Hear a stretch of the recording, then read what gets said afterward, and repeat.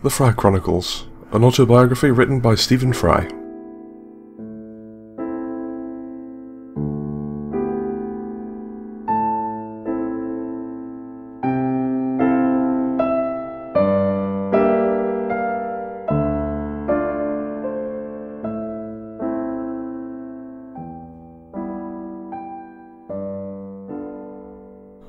I really must stop saying sorry.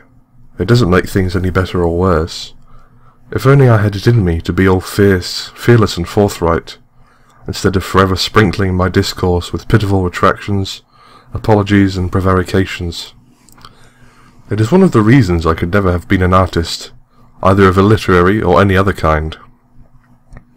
All the true artists I know are uninterested in the opinion of the world, and wholly unconcerned with self-explanation.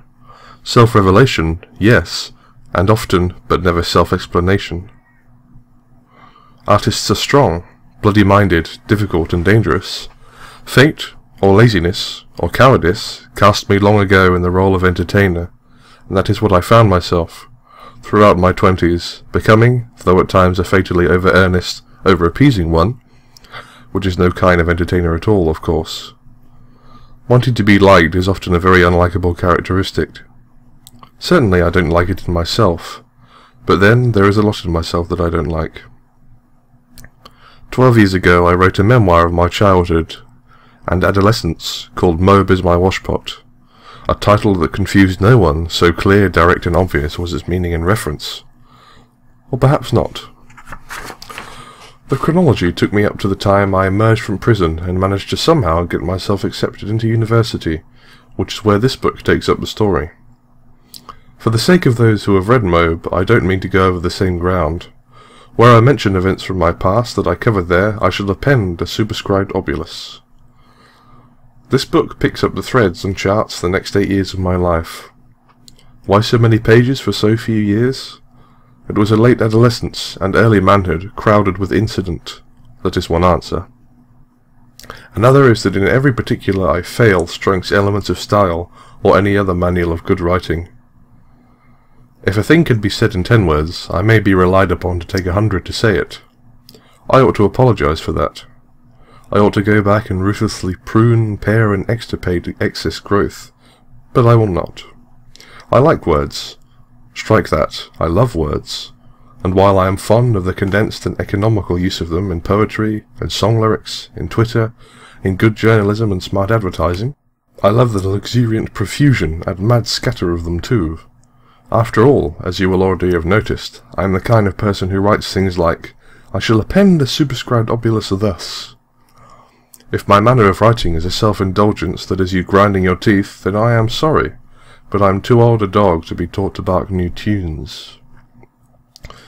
I hope you forgive the unedifying sight of my struggle to express some of the truths of my inner self, and to measure the distance between the mask of security, ease, confidence and assurance I wear, so easily that its features often lift into a smirk that looks like complacency and smugness, and the real condition of anxiety, self-doubt, self-disgust and fear in which much of my life then and now is lived. It is a life, I suppose, as interesting or as uninteresting as anyone else's. It is mine, and I can do what I like with it, both in the world in the real plane of facts and objects, and on the page, in the even more real plane of words and subjects. It is not for me to be so cavalier with the lives of others, however. In much of my life from 1977 to 87, people appear who are known in the public world, and to whom I cannot give convincing pseudonyms. If I told you, for example, that at university I met a man called Liu Hori, and that we embarked on a comic career together, it might not take great insight or too much googling on your part to know that I was writing about a real person.